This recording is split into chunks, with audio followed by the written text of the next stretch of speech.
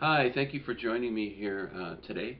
We're in Tucson, Arizona, where it's another beautiful winter's day with the temperatures in the 70s. And what I wanted to talk to you about today was one of the forms of divination or divining the future that is used in psychism, in the psychic arts, one of the cornerstones of metaphysics, and that is the use of the crystal ball, called crystal gazing. It's also been known as scrying, because that is what was done, say, in the Middle Ages by many practitioners of the arts that didn't have access to an actual crystal.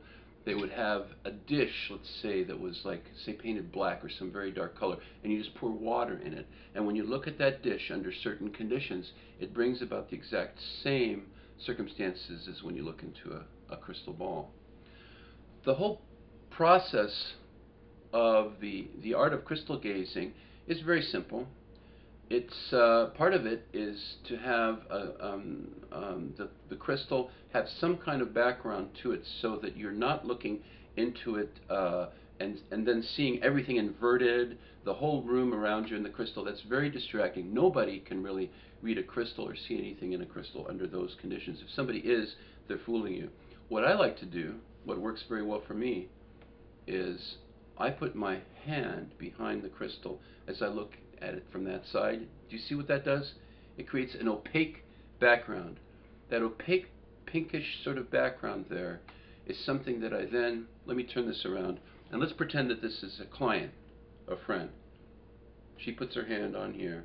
I'm looking into the crystal like this. Then what I do is I narrow my vision. I kind of squint a little bit.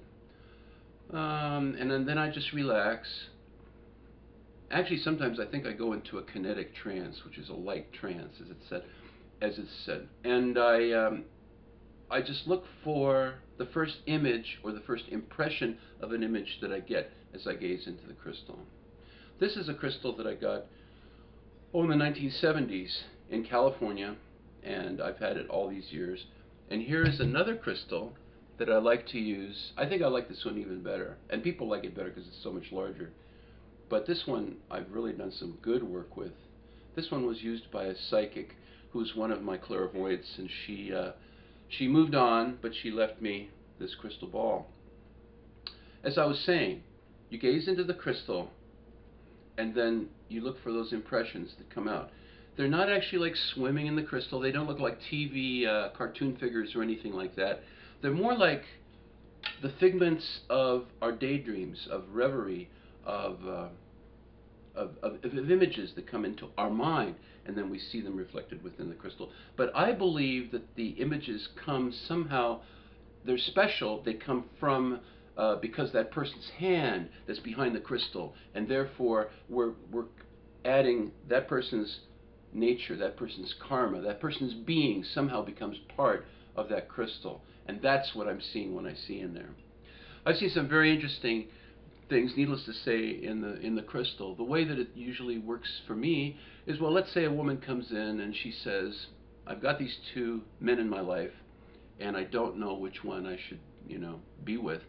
And I look in the crystal and I see, let's say I see a dark-haired man with thick, dark eyebrows, and he's got a snarl on his face, and he's slapping somebody. And I say, well, you don't want to be with that dark-haired guy with the mustache, with the eyebrows there, because I can see that he's has a tendency towards being violent. And usually, I would say 80%, 90%, the ones say, oh my God, how did you see that? How do you know that? Well, I saw it in the crystal.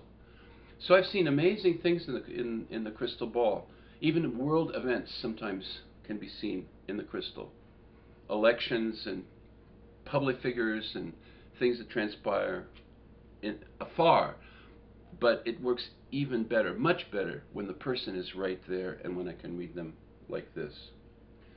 I wish I could show you more techniques, but the crystal works very well. It doesn't have to be a big crystal ball. It can be, this probably is not the best, but it could be a smaller crystal too. But the principle remains the same. Next time we'll talk about either tarot cards or astrology, or perhaps one of the other exciting parts that make up being of having a psychic reading, and of being in metaphysics and the occult. Thank you so much.